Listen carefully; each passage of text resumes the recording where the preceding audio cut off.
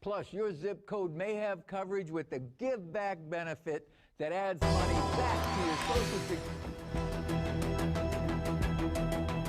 Good morning, everyone. This is Alex Diarmis along Vanessa Board, bringing you live pictures from Surfside right now as we are awaiting for the latest update from our officials. As you can see, they are getting ready to start this news conference right now. The very latest information, we know 150 people are still missing. Let's listen to the governor. Good afternoon. I've been able to meet with a lot of our first responders. Was able to go over with the fire chief and look at some of the work that's been done, as we've done in many days.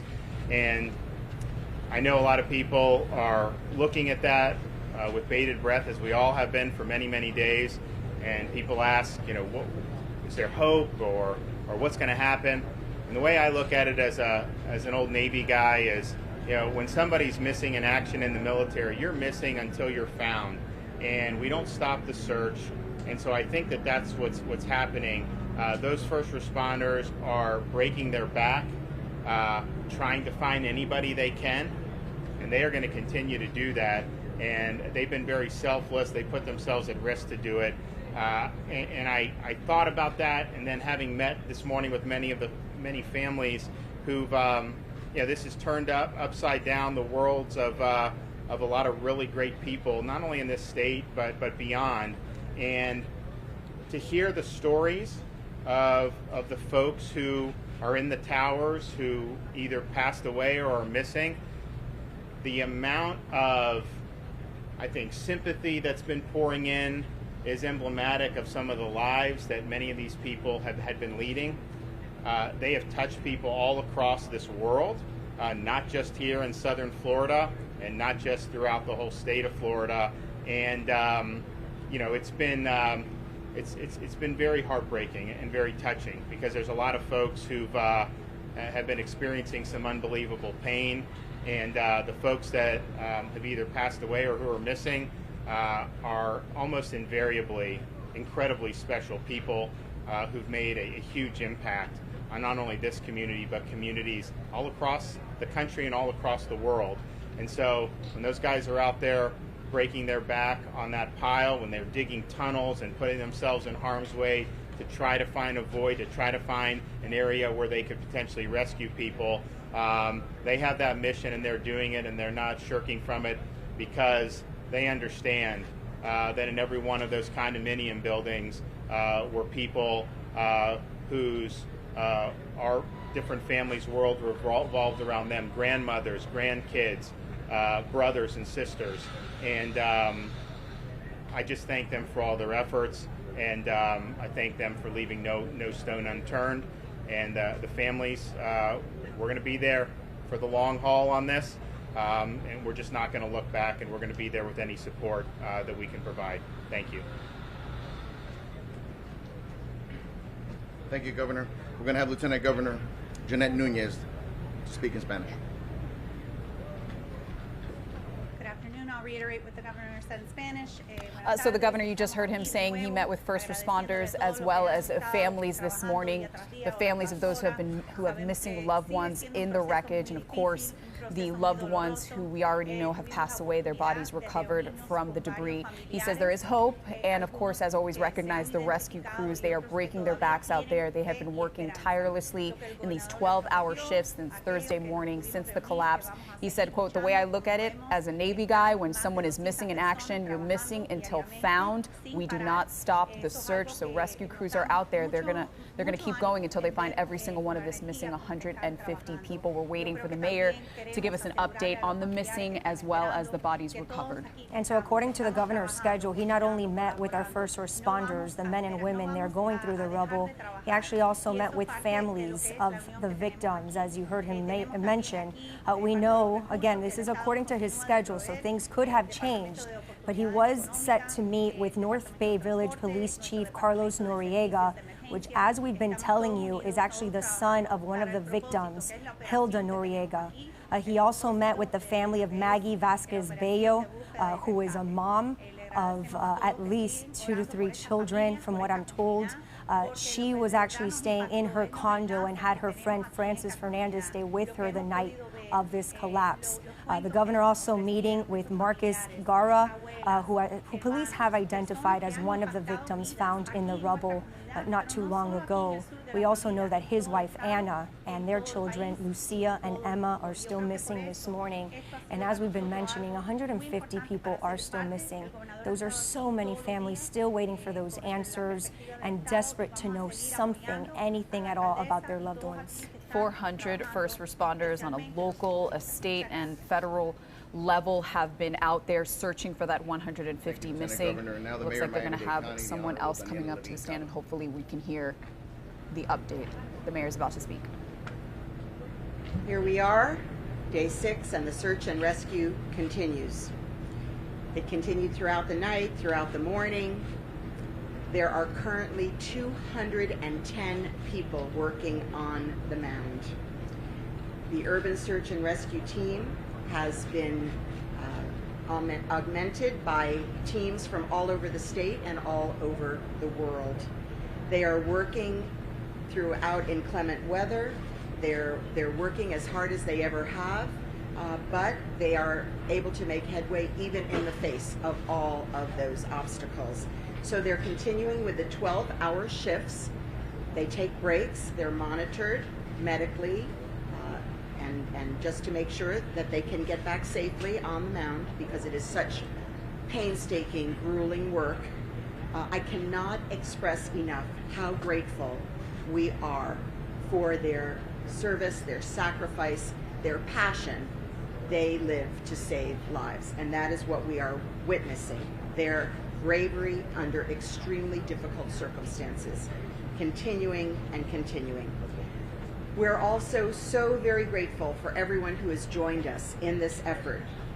Global teams, state teams, and national teams on standby for us so that we can relieve the wonderful men and women out there. We truly have the best in the world conducting this effort. The federal teams of the USAR search and rescue personnel are rotating in with our current teams. There are more than sufficient personnel on site. We do not need additional resources. We have the best, and we have sufficient, what we need to get this job done. Since our last briefing, no new fatalities have been confirmed, but we have been able to notify each of the 11 families who have lost their loved ones. This is very, very important that the notification has been able to occur, and we're grateful to our Miami-Dade Police Department for their very sensitive handling of this difficult matter. And all the names have been released to the public through our social media platforms. And today we were also very grateful to learn that our president, Joe Biden, will be visiting Surfside on Thursday. He's going to spend time with the families who are affected and with our first responders. We've had his support since he called me day 1 in the morning, and this is so critical that we do have our federal support. So we are very, very grateful for that, and we know that his support will continue throughout. I also want you to know that I've been in close touch with our state attorney, Catherine Fernandez-Rundle, and I am very supportive of the grand jury investigation that she has announced. I have pledged my full cooperation as she moves forward. I have worked closely with grand juries in the past. I'm very familiar with the process, and I will do, and my team will do everything possible to aid them in their efforts to continue that investigation. As I mentioned yesterday, our building audit also continues, and we're taking swift action to immediately identify and address any outstanding issues with the buildings that have not yet completed their 40-year certification process. That's our priority right now. And just last night, our building officer notified one of those properties, a building in Northeast Dade, that 4 balconies must be immediately closed to residents due to safety conditions. So we are proceeding apace with all of the buildings identified, And I know within a matter of days or short weeks, we will have addressed all of those safety concerns. And today, I am also making an announcement that I will be meeting with subject area experts from multiple relevant fields, from engineering to legal to construction, to development, to soil, to geology, to look closely at every possible angle on this issue related to building safety. So they will advise me on issues related to building construction, chain of custody and requirements for reporting, condominium regulation, and more, so that my staff and I can develop a set of recommendations for changes that need to be made at all steps in the building process to ensure a tragedy like this will never, ever happen again. And I will be meeting with these experts in the very near future, and I will be planning to look for additional experts who can advise me once further insights are achieved from this investigation. So we'll continue to pull in additional experts as new information becomes available to ensure that we're considering all possible angles, all possible factors and perspectives. For the families who've been impacted by this tragedy, we are continuing to do all that we can to support them in any way that they need. So our new expanded Family Assistance Center has over 20 agencies now offering support, short and long-term counseling, home assistance, travel assistance, psychological and grief counseling, financial assistance, visa and passport support, and much more. In addition, legal support. And we're going to continue to offer our twice daily briefings to the families, and we just completed our morning session before this conference. These sessions have been vital to assisting families to understand the nature of this search, the nature of the entire enterprise, and this is so, so important as we proceed daily on our search and rescue efforts to have them fully aware of every step of the process. So please, I know you join with me in your prayers, your wishes, your hopes during this incredibly difficult time for our families. La misión de búsqueda y rescate continúa. So the headline here from Mayor Daniela Levine Cava, no new fatalities have been confirmed. The death count remains at 11 this morning, but all the families of those 11 have been notified. She also mentioned the president and the first lady are going to be visiting Surfside on Thursday. The president's going to be meeting with first responders and families. The mayor also announcing her support for a grand jury investigation by the state attorney, Catherine Fernandez-Rundle, into that building collapse. The mayor saying she's planning on meeting with experts in different fields to find out how this could have happened, experts in soils, structure, anything that could have been the cause of this collapse. And she did start off by saying, quote, "The search and rescue continues." It's day 6 since this collapse happened. Remember, it happened last Thursday. Day 6, and they are continuing to search through this rubble tirelessly, nonstop. We're talking about 12 hours off, 12 hours on, but the work doesn't stop. The shifts are 12 hours long, but the work there is going on 24 hours a day. And as we just mentioned, no new victims have been found. The mayor did also explain that there are 20 different agencies helping the families of these victims. We're talking about agencies that will help medically, legally, helping these families with visas and passports. We know that for the past few days, there have been different officials mentioning that they're going to be cooperating and working with other countries as far as getting visas for the victims' families to be able to come here to Surfside, come here to South Florida, and be here during this entire process. But again, we're just learning now, no new bodies have been found, no new victims have been found in this rubble. So the search continues at this hour. And over the weekend, she had announced that she was doing a 30-day building audit for all residential properties that are either 5 stories and higher at the recertification point, which is if they're 40 years or older, that have not completed the process, because there is quite a bit of concern out there considering this condo collapsed. It's on the beach. This is multi-million-dollar condos in that building. It's frightening for other condo residents, other owners out there. So she's doing an audit. She announced that the county Casualties inventory actually revealed 14 buildings in unincorporated Dade that actually meet that criteria. So essentially, they're going to be investigating any issues with these buildings to ensure that this does not happen again. We also know from the press conference from yesterday that NIST, the National Institute of Standards and Technology, are on scene. They're going to be investigating that structural damage of the building, preserving evidence. They have extensive experience, including working in the aftermath of 9/11. They're going to decide on whether a larger investigation is going to be needed. That could potentially change federal law, code enforcement to again ensure that this does not happen again. And you can see that it just started raining there, so the weather continues to be just one of the many obstacles the men and women they're going through the rubble have to deal with. The rain, that fire, we're not talking about that fire anymore, the fire we talked about for several days, that stubborn fire. We're not talking about that anymore. So that at least is one less distraction or one less thing they have to deal with, so that all their attention can go towards that, towards the searching. But as you can see, it's starting to rain once again, but they're not stopping. They're not stopping. Yeah, there's 210 rescue workers, she said, right now currently on that mound. So imagine that. And you're seeing video on the right hand of your screen. That's from earlier this week where they were underneath, and they still are. They're underneath the building. They're trying to create a tunnel. They were able to create a tunnel about 125 feet long, 20 feet wide, and 40 feet deep. So imagine that, those crews working on that.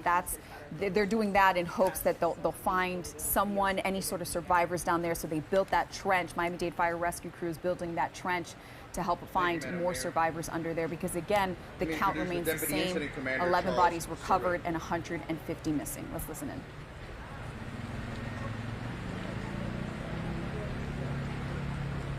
Good afternoon. Under the leadership of the mayor, Miami-Dade County is coordinating a unified search, rescue, and assistance efforts consisting of multiple county departments such as Miami-Dade Fire Rescue, Miami-Dade Police Department, Water and Sewer, Durham, ISD, County Attorney's Office, and much others.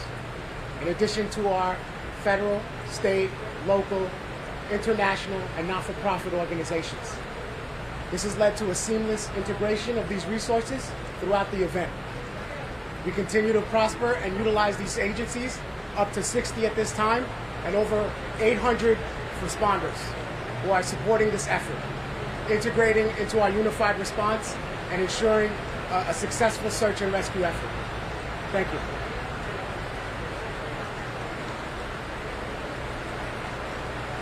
Now the Director of the Florida Division of Emergency Management, Kevin Guthrie. Good morning, everyone. As far as state resources to update, well, first of all, because of the weather, we have the new tent system, which I'm sure you guys will appreciate. In addition to that, we have over 440 state employees involved in on-site response efforts. Those 440 do include the state emergency response team-led mutual aid search and rescue teams. We continue to provide assistance through items such as the laundry trailer, as restroom trailers, shower trailers, jackhammers, buckets, air compressors, and many, many more. The Florida Division of Emergency Management Logistics Team will continue to support all resource requests. As of this morning, we have 29 individuals who have registered with FEMA's Individual Assistance Program. Currently, there are 22 organizations that are assisting. I want to go ahead and let you know that FEMA has advised me through the administrator that Virginia Task Force 1, Virginia Task Force 2, and Ohio Task Force 1 are on standby awaiting any type of resource requests that we may need. Again, I think it's appropriate to reiterate Mayor Cava's point that we have all the resources we need. We do not need anyone to self-deploy and help us. We have plenty of resources in reserves, ready to respond. The Florida Department of Transportation, as you've seen the dump trucks this morning, have started to assist with moving debris to an alternate site, and they will continue to do so. The Florida Department of Management Services continues to search with a warehouse for resource donations. The Florida Department of Children and Families is coordinating with Miami-Dade County to distribute gift cards for displaced individuals. Additionally, as a reminder, the Florida Department of Highway Safety and Motor Vehicles has deployed 2 of their mobile units here for no fee, cost fee free, driver's license and identification cards, vehicle registrations, and titles to the impacted individuals. But I need to remind you that those hours on those mobile units are from 11 a.m. to 5 p.m. at the Family Assistance Center. Florida Department of Highway Safety and Motor Vehicles is also coordinating with the Red Cross to identify any impacted individuals needing additional assistance. We know that this is a difficult time for families and first responders involved in the rescue and recovery efforts. Please know that Florida is here to help you, and I thank the Governor, Lieutenant Governor, for their leadership in allowing us to respond and do what we need to do without any hesitation. I want to remind you, if you cannot find the resource that you're looking for, you can always call Florida's 211 and we will get you to the site that you need to be associated with. The state's priority right now is to ensure the county's needs are being met. FDN personnel will continue to remain on the ground to assist with all response efforts until we are no longer needed. Thank you. Thank you, Director. And now for the Department of Economic Opportunity, Secretary Dane Eagle. Good afternoon, everyone. As you all know, the Governor has been making sure that state resources are available where needed. I was boots on the ground with him on Thursday, day one, to assess the situation. And since then, the Department of Economic Opportunity sent 2 mobile units down here over the weekend. Now, this once bustling community has shut down not only to mourn, but to make way for the first responders so that they can do what they need to service this community and, of course, continue the search and rescue mission. Now, we've spoken with dozens of businesses who are putting their needs aside and servicing these first responders, whether it be through food, we've talked to cafes, or some small barbershops who are offering free haircuts. Now, while they're doing that, they're not having their usual business. So there is a need there that needs to be met. We are trying to assess that need, and we need the media's assistance in doing so. You can send local businesses and the businesses in the area to floridadisaster.biz, floridadisaster.biz. Now, the state is also requesting the assistance of the Small Business Administration at the federal level. We've been in communication with them. We hope to draw down some additional funds. But those surveys that these businesses can assess and do online will help us to bring down those funds as we continue to help those who are suffering, not only the families, but the local businesses who are serving our first responders. Thank you to the Governor, the local community, and the federal government for stepping up to assess this need. Thank you, Mr. Secretary. And now the Surfside Mayor, Charles Burkett. Good morning. I would just like to add a few things, talk about I walked the site this morning and tell you what I saw. We had overnight, there were issues with some debris falling off the building. The west side of the pile had to be cordoned off a little bit because it was becoming excessively dangerous to work there. What has happened is that I understand the work still continues from the sides and underneath, but that area was cordoned off until they can sort of get their arms around the debris that's falling down. The second thing is that they've made very good progress on the east end. It's apparent that they've got the pile down to the point where you could see into the parking lot. So there is great progress. Lastly, with respect to the site, there is an overwhelming amount there are an overwhelming amount of workers, rescue workers on the site working and with cranes and taking off debris, and the work continues. I attended the family meeting this morning. It was informative. The Israelis had announced that they were going to be bringing in additional workers, which made the families, rescue workers, which made the families. Obviously, I could tell that there was more relief in the room. There was frustration. There was a little anger. There were questions about why the work has to stop when there's rain, thunderstorms, and lightning. The police chief or the fire chief addressed that issue and said that he would talk to the higher ups about whether or not that worked, because it was an interesting comment, because the speaker said they're already risking their lives anyway. They're working under a building that could fall down. Why do we have to stop for lightning? It was an interesting question, and the chief said he would get back to them. One of the other questions by the family members was, how long can people survive under the rubble? Which was an excellent question, and there didn't seem to be a good answer to that. I had several days ago sent Mayor Cava a copy of an article that I was sent, which dealt exactly with that point. And I thought it was very important to let the family members know, so I stood up and I talked about what I knew from the article. And it talked about there were several different instances, but the most notable was the one from May 2013, where a woman was pulled from the ruins of a factory in Bangladesh 17 days after it collapsed. So I think, as the governor said earlier, nobody, and the lieutenant governor, nobody's giving up hope here. Nobody's stopping. The work goes on, full force. We're dedicated to get everyone out of that pile of rubble and reunite them with their families. We have all the resources we want. I've been saying this since the beginning. We don't have a resource problem. We have a luck problem. And as you know, we just got dumped on by some rain. But thankfully, it looks like that's clearing. But the work will go on. We will continue to work at 100%. Thank you. Thank you, Mayor. And for the Boulder County Commissioner Chairman, Honorable Jose Diaz. Thank you, Elvis. As you all know, the mayor, the governor, lieutenant governor, and all that are involved already said the particulars. I simply want to say thank you to all of you for doing the reports in a very humane and proper way, and doing it in a way that it was full of information for people, which is important. I want to thank you from all of us, from my colleagues and I. That is very important. The world is looking, and your news and what you're putting out is what's going on. And I'm very proud that I've been to a lot of unfortunate disasters, and sometimes you really can't watch the news because of the way it's presented. And I will tell you that I'm very proud of all of you in the work you've done, as I am proud of the first responders, as all have stated. And one of them that we haven't mentioned too much, group that is the police. I really want to thank them for the work that Dade County Police and all the police agencies that stepped it up from the cities are doing, and every level, the chief, the director that is here, and everybody else. So I want to thank them and all the other departments. Quiero darle la gracia.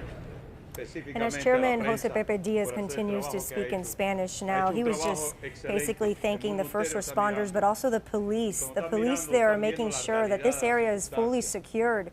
This is a crime scene at the end of the day, so we need to make sure that everyone who's not supposed to be there is not there. So the police continues to do that. They're helping with the transporting of the heavy machinery that's being used. Now, before Chairman Jose Pepe Diaz spoke, we did hear from the mayor of Surfside, who basically said again that the search continues. He mentioned that he read an article about a woman who survived a building collapse in Bangladesh 17 days after that collapse happened there. And it's his way of saying to hold on to that hope. You never know. Miracles do exist. Now, there is no lack of resources here, according to the multiple officials we've been hearing from. Never have we heard something was needed, a resource is needed, more personnel is needed. That has never been a problem, and it continues to not be a problem today. We're going to hear now from I believe the chief from Miami-Dade Fire for an update on the search and rescue efforts now. We continue to search grid layer by layer, removing debris as we continue to move forward in our search and rescue efforts. As we mentioned before, this is a very tedious effort. Devastating what occurred in regards to the collapse and what we're seeing. We're moving debris piece by piece and searching through.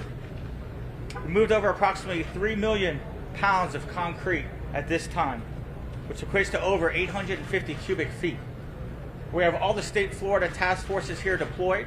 We have a federal task force on standby, as well as had the federal incident support team arrive today. Again, extremely difficult. Just when we first arrived and what we saw, the horrific, catastrophic type of collapse. Miami-Dade Fire Rescue, we were able during that time frame to remove 37 individuals. 37 individuals. And we continue searching with all our assets and all our support assets. All the task forces here in Florida, as well as the federal on standby, and we will continue to move through. I want to emphasize when we started this search, It's extremely difficult to what we saw, what we encountered. We deployed our search teams based on what we evaluated and what we saw in regards to highest probability. And as we've been mentioning time and time again with our searches, those are the key things we look for. Constantly running with our canines, our live dogs, searching for hope of life. Using different audible equipment, as well as video equipment, searching for life. That's what we've been doing from the get-go. And then we reevaluate and keep assessing. As we mentioned in regards to the grids, how we have it deployed now with our large equipment that's here and all our different task force. 24 hours a day, we have over 200 task force members made up of Miami-Dade Fire Rescue, Florida Task Force 1, and then all the remaining Florida task force. Non-stop, around the clock, searching. It's a methodical, very difficult process. You know, as we're removing debris, we're just finding more debris that's just concrete pulverized. You know, it's extremely difficult. As we mentioned in regards to looking through void spaces, looking for key signs. I want to be clear. I mean, we haven't been seeing those. You know, we come across small and we keep moving. We keep moving. We keep trying. From the get-go, from what we saw, devastating. Okay, but we continue moving forward and continue pushing. And we'll see if we, you know, where we're at the end. Thank you. Thank you, Chief. And now to give some comments in Spanish, PIO for Miami-Dade Fire Rescue, Erica Benitez. 3 million pounds of concrete. That's what you just heard from the Miami-Dade Fire official that have been moved to get to those survivors. We heard earlier 800 responders are on scene. They are rotating in and out 12-hour shifts in that rescue effort. These are responders on a local, state, and federal level. We're seeing FEMA has many, many boots on the ground. There's 440 state employees that are on site, including those search and rescue teams. They were talking about how tents are set up because of the rain. That's where this press conference is happening right now. Laundry trailers, showers, bathrooms, buckets, air compressors. Because again, these teams are 12-hour shifts, so they need to live their day-to-day life. They need to take the shower, they need to go to the restroom, do their laundry. So that's what FEMA is providing on top of all of those resources they need in order to get these still missing 150 people. Again, the mayor announcing earlier that the number has not changed. They were not able to find anyone in the rubble overnight, and this morning, last night, we got an update of 11. This morning, in this latest press conference, we are hearing that it is still remaining at 11 and 150 still missing. And these state agencies, they're not just providing resources to our first responders, they're also providing resources to the victims' families. We heard mentioned some sort of mobile or bus where different officials will be able to help those victims that did survive get their driver's license, their vehicle registration, simple documents that obviously was left behind as people were running out of this building trying to survive. So this is a great example of the community and the county and the state and the federal government all coming together day after day after day, just trying to do whatever can be done during this time. You can see that concrete that's being moved, it's an endless amount of concrete, 3 million pounds of concrete. That's only what's been moved so far. So the search continues, the debris continues to be moved, and the officials continue to update us now. This is an official with the Miami-Dade Police Department, if I'm not mistaken. Let's listen in. Just a minute change. Our new plan has been communicated with our public safety partners and our city officials, and is also posted on social media. So new closures today is going to be Collins Avenue from 8-1 Street to 9-1 Street, and from Harding from 8-1 Street to 9-6 Street. We do have checkpoints at Abbott and 9-6 Street and at Harding and 9-6 Street. And let me reemphasize again that residents specifically within the 33154 zip code, and also employees, business owners, employees of hotels, customers will be allowed access. Please bear with us. We understand the challenges, and be patient, and we'll get this resolved as soon as we can. Eventually, we're still reevaluating on a daily basis, and our ultimate goal at some point will be to open Harding Avenue. En español. Buenas. The Miami-Dade police official just updating us on those closures in the area. You can imagine this is a huge area because we do know those families are getting bused as well if they want to go to the collapse site. So I'm sure they're shutting down areas to make sure that everybody stays safe. The only people allowed in are residents. You have to prove that you live there, or if you are maybe a hotel worker, you have to prove that you work in that area. So Collins is shut down in both directions from 81st to 91st. Harding also shut down from 81st to 96th. And now right here, you are looking at some video from earlier in this process as those first responders were underground looking for survivors. We know that the work continues now above the ground, several task force. We also have rescue teams from Mexico still here, a rescue team from Israel, which by the way was at a request, that was requested by some of the families of the victims to bring in that task force from Israel, and they arrived here on Sunday, and they've been working ever since, embedded with our local first responders, all of them working together to make sure that whoever is there will be found. Let's go back to this news conference. Coordinate with our community and local partners as well as our government agencies to provide support to this community. Currently, we have over 125 volunteers and staff on the ground providing highly trained and highly skilled support. In addition, while our main priority is really focusing on the entire community, one of our main focuses at this current moment is to provide assistance to those survivors directly impacted from the Champlain South Tower. We are asking for individuals from that tower, if they have not done so already, to meet with the Red Cross at the Family Assistance Center that the mayor mentioned earlier, as well as if there are any survivors that are staying with loved ones or friends or family outside of the area. We ask that they contact the local Red Cross wherever they are, who will put them in contact with us here on the ground so that we can make sure that we can assess and ensure that they have what they need for this immediate phase of their recovery. As I mentioned earlier in the week, I want to just reiterate, we know how this affects the emotions of folks both here locally and afar. And so as a result, we are working with our local community partners to offer some free emotional and psychological resiliency training. We hoped with over the next 3 to 4 days to actually have the locations of where we will be providing those free courses to the community. So it'll be a great opportunity for folks just to assess themselves, but also learn how to recognize the signs of trauma or the impacts in their own family, as well as how to speak to their children about things like this. So I would just encourage you guys to be on the lookout for that information as we get the actual dates and locations arranged for that. Thanks. Thank you, Mr. Logan. We're going to go into questions and answers now, and we appreciate your cooperation so far in all these press conferences. So wait until you're being selected. Please address the person who you're going to question, so that way that person can come forward. And immediately following the questions and answers, we're going to go to the Creole translation. Madam Mayor.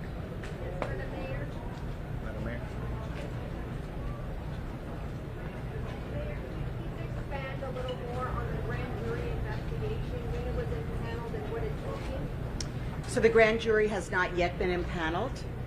So I was speaking to the state attorney this morning about it, and we were talking about whenever it is moving forward that we will be fully on board. She has announced that she will be asking the grand jury to look at this matter. And what will it be? I'm sorry? What will it be? Like all of us, answers. Any of the Spanish media got a question, so we can all alternate here? Spanish right here. The mayor just expounding on what she mentioned earlier. She's announcing her support of a grand jury investigation by the state attorney into the building collapse. Somebody asked, okay, what does that mean? And she said answers, because that's what we want. We want answers as to how this happened. She also mentioned earlier she's going to be announcing a 30-day building audit for a number of residential properties that are either 5 stories and higher at that recertification point, which is 40 years or older, which is what this building was. It was 40 years. So they're going to be doing that assessment, making sure that any issues within buildings within Miami-Dade County ensure that this doesn't happen again. So that grand jury investigation a big deal because that could mean some more answers to this, further investigating. We know NIST is on scene as well investigating. Let's listen in one more time. I think Miami-Dade Police is still talking in Spanish. So the NIST is on scene. They're going to be cooperating and helping with this investigation as well. That's the National Institute of Standards and Technology. They're going to be investigating the structural damage here. So a number of different agencies, they are there. They are taking a look at the damage already. We are in day 6, entering day 6 of this rescue mission.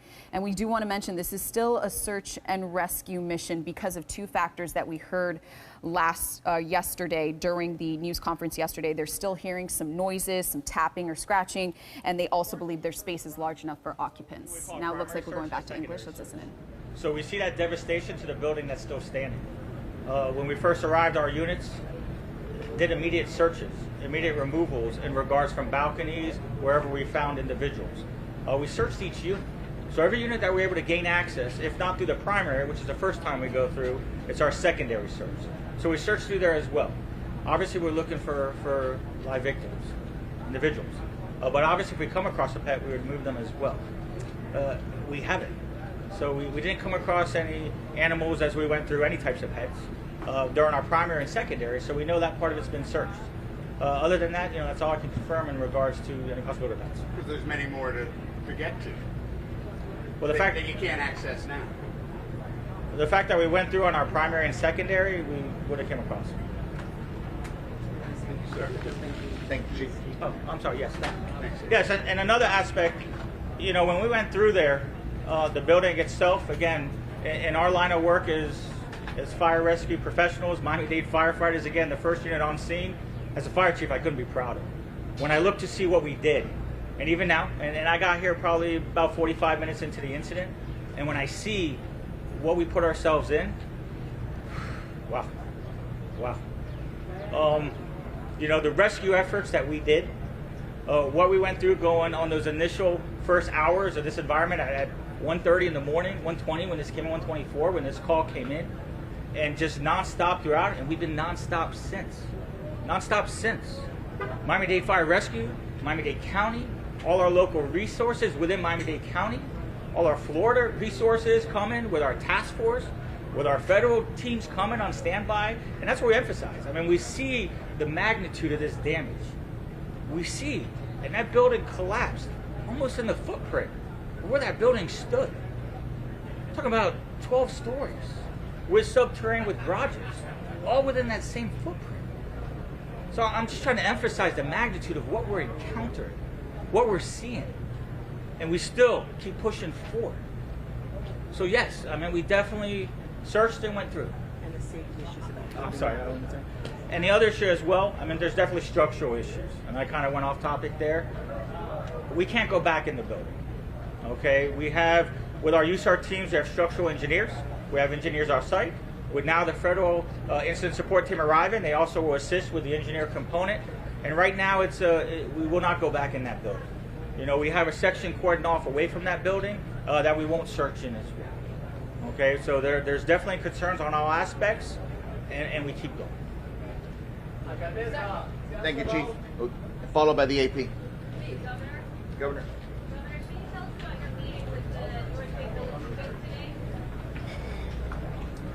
Okay, so the question's about meeting with the chief of police for North Bay Village, who's, I think she was 93, year-old mother, was in the towers. And it was on the one hand heartbreaking, because this is somebody that he had just dropped off back to her home just, I think, 2 days before the collapse. But it was also inspiring because I could see the difference that she made in his life, in his wife's life, and in her grandkids' life. And I think that the life that she led, and for all these years, and obviously, no one's given up hope, but you see that those types of stories replicated throughout with these families, and none of these tragedies are ever easy. It's very difficult to see somebody who's just asleep in their bed, and then you get news that their building just collapsed, and then you're waiting to see what is the resolution? Can they be saved? Can they be identified? And many of these families obviously are waiting. These guys are working their tails off, and as the fire chief said, it is a very difficult scene, and they are leaving no stone unturned, and they're going to continue to do that. But it's been a very, very difficult time, and I think the grief has been, in some respects, unique, just given the scale of the tragedy. But man, I was inspired just talking with him, and you could tell what he's been able to do, what his kids have been able to do. Very successful family, and it all traced back to that matriarch. And God bless her, and God bless that family. Associated Press.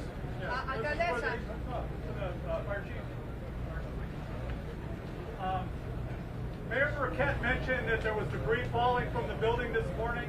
Was that new? Is it getting worse? Does that indicate that there might be some shifts in the remainder of the building that you guys are worried about? Well, in regards to the building itself, we're constantly monitoring. So no, we haven't seen any shift at all. So we have special technology that's measuring to make sure there's not any shift. So that's a constant. In regards to the debris falling, I wasn't briefed what transpired there. As I mentioned, there's that 45-foot area that we're not, which is next to the building, that we are not working in because of the overhangs, the hazards that we have overhead. Sir, the group of the Spanish over here.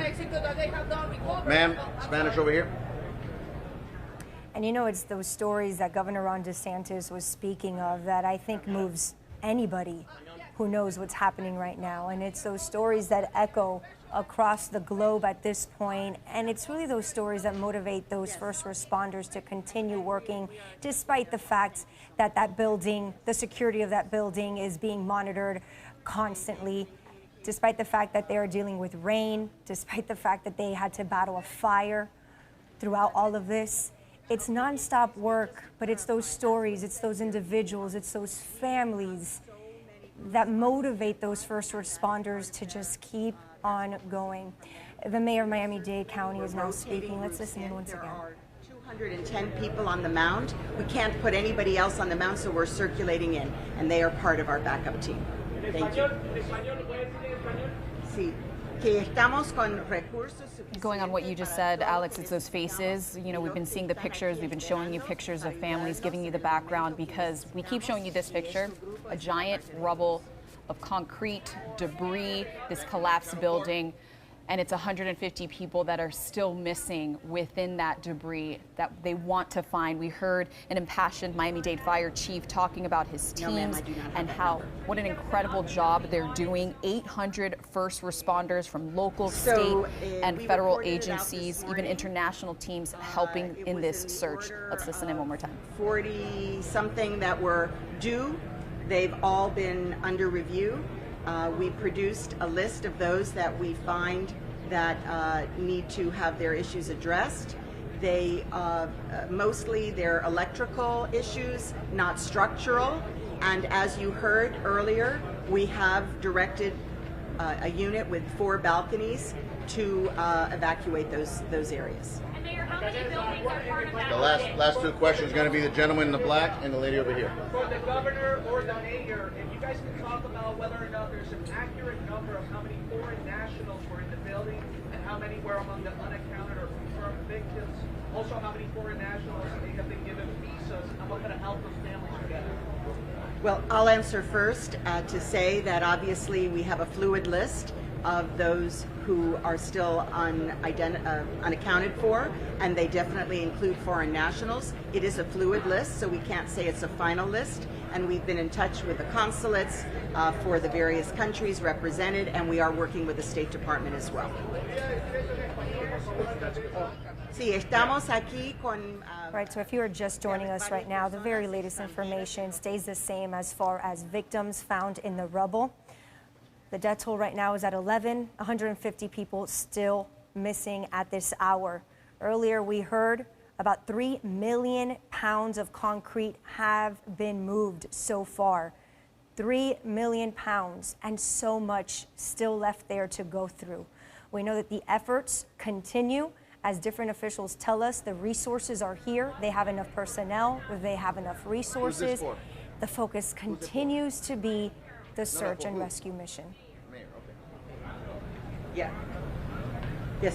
We saw there's a lot of people who are foreign nationals. There might have been staff in the building, staff there. Will they be eligible, or how can they access aid or any other? Correct. So FEMA is supporting all of the families at this point. Obviously, there may be some things down the line that they would not be eligible, but fortunately for us, because of the outpouring of incredible support, $1.6 million already donated, we are making sure that everybody who needs assistance will get it. Thank you, Madam Mayor. We're going to go straight into the Creole translation. We're going to go into the Creole translation.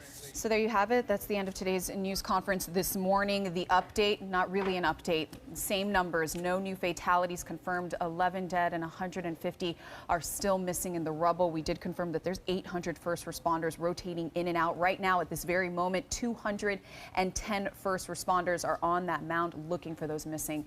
It's another extremely difficult day for relatives of the missing as we learn no additional victims have been located in that search in Surfside. And the President Joe Biden, preparing to come to town to offer his support. He will be arriving with the First Lady, too. The 7's Alita Bezios is getting ready for the very latest information and to give us the very latest information. But we do know that the First Lady and the President will be arriving here on Thursday to visit and to show their support. Alita, you listened to this news conference. It is saddening to hear that there are no new victims found within the last, let's say, 12 hours or so? It's very difficult that this is happening in just very difficult days, as we keep hearing everyone say, and as we have seen through the families, through our community and people we know directly. Our hearts are with these families, but as we heard them say here, no matter what, no matter the rain, no matter what gets in their way, they are working through this to look for those survivors under the rubble.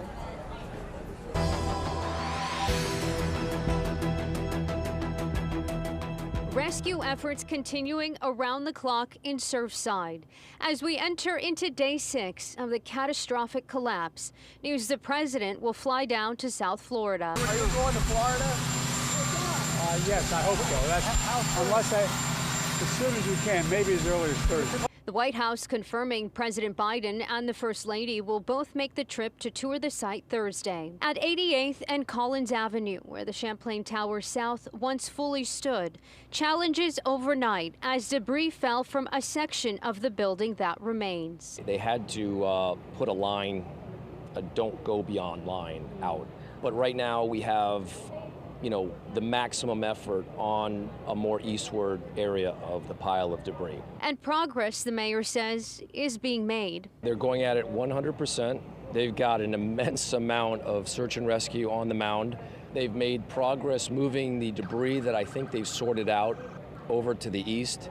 And it just continues. We've also learned a rescue worker who was believed to have fallen 25 feet is doing okay because he didn't actually fall. That gentleman slid down purposely on the slab. It looked like he was falling. Well, while we have no updates or no new numbers to report on if they have found any more of the missing, because they just haven't, what we can tell you is we have learned that they have removed about 3 million pounds of concrete from the site. Also, the governor really explaining to us and having a really sincere moment here just moments ago, telling us how he met with the North Bay Police Chief, North Bay Village Police Chief, whose mother has gone missing.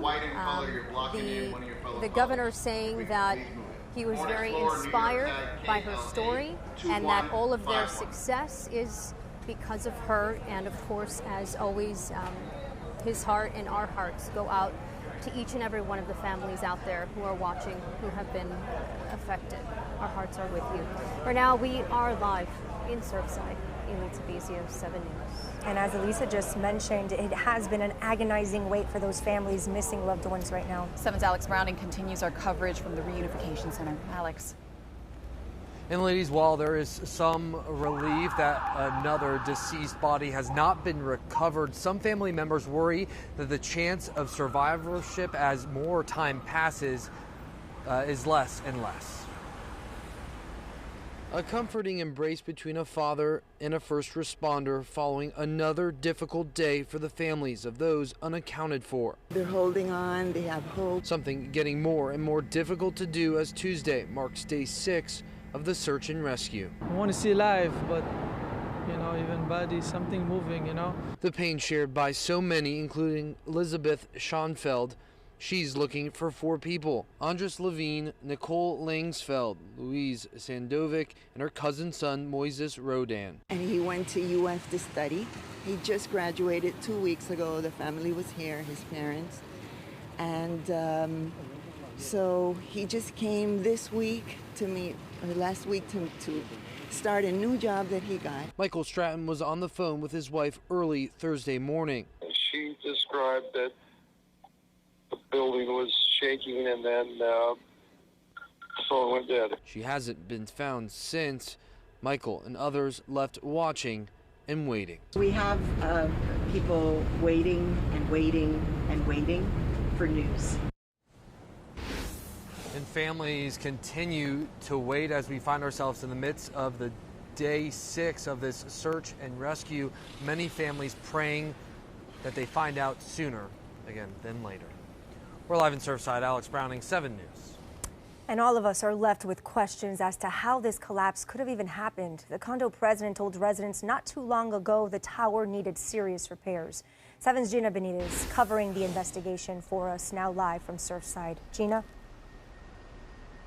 So the association president did say that. He said that back in April, citing a 2018 inspection. Now, we spoke with a structural engineer who's on site working to figure out what went wrong here, and he took a look at that inspection report and provided some insight. Based on what I saw, I didn't see anything that looked to me like it was something that could cause a collapse like this. Structural engineer Alan Kilsheimer is talking about these photos from a 2018 engineering report done after an inspection of the Champlain Towers South building.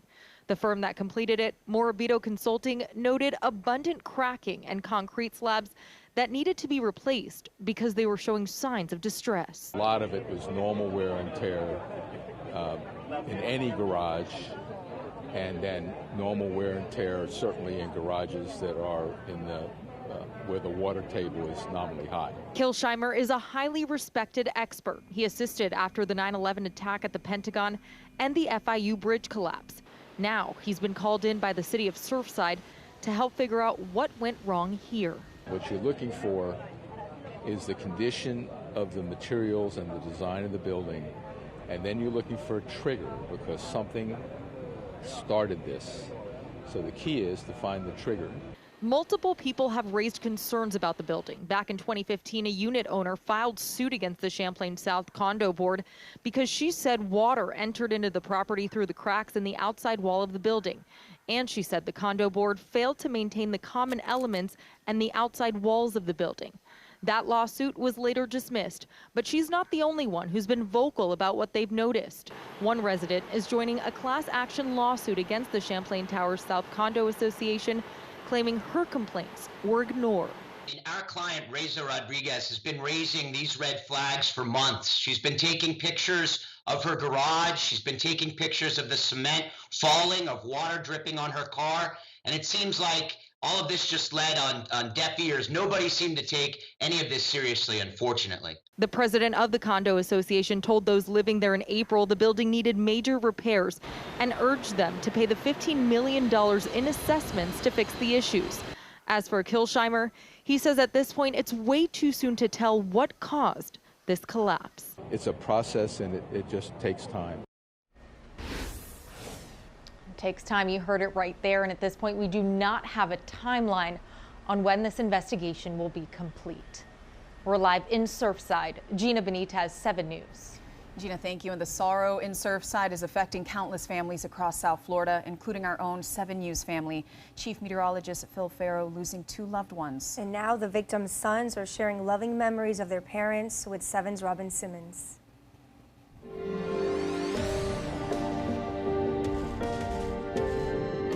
They were bigger than life. Bigger than life. What a love story.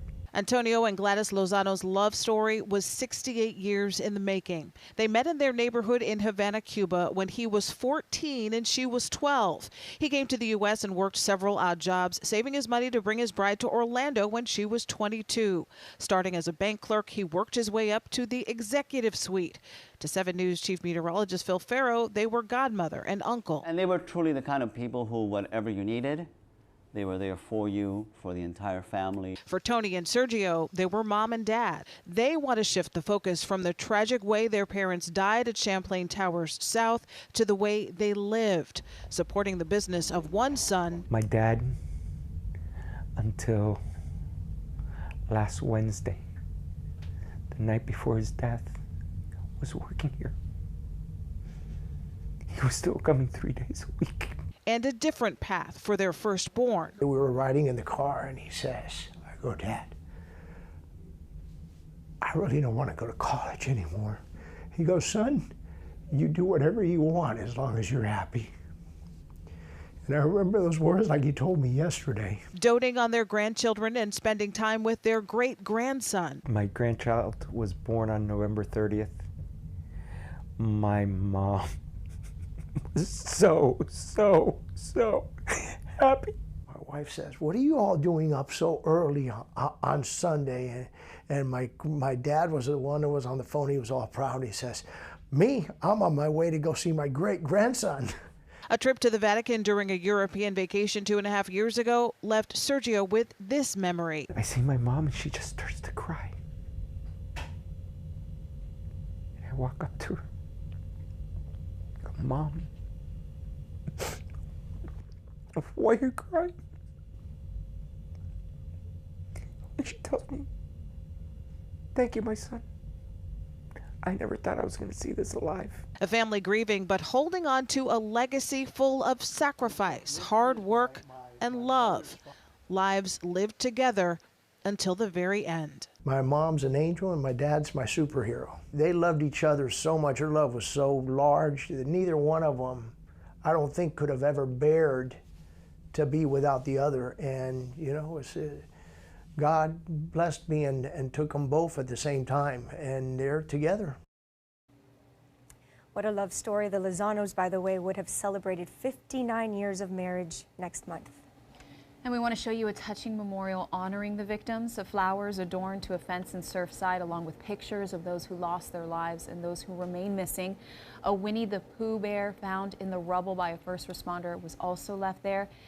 And a nighttime vigil was held on the beach last night. Families gathering with candles on the sand and holding flowers just blocks from the collapse site.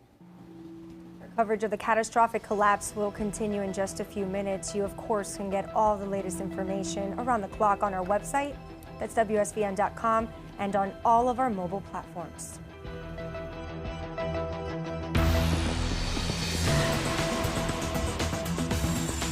We're tracking the tropics this afternoon. Your storm station watching a wave in the Atlantic. Meteorologist Vivian Gonzalez live in the Weather Center with the details. Viv. That's right. And aside from watching 2 areas in the tropics, we're actually tracking rain and storms on the radar. We have some lightning very close to Surfside at this time, just to the east of the area. We'll continue to follow that. At least they're getting a break from the rain. Now,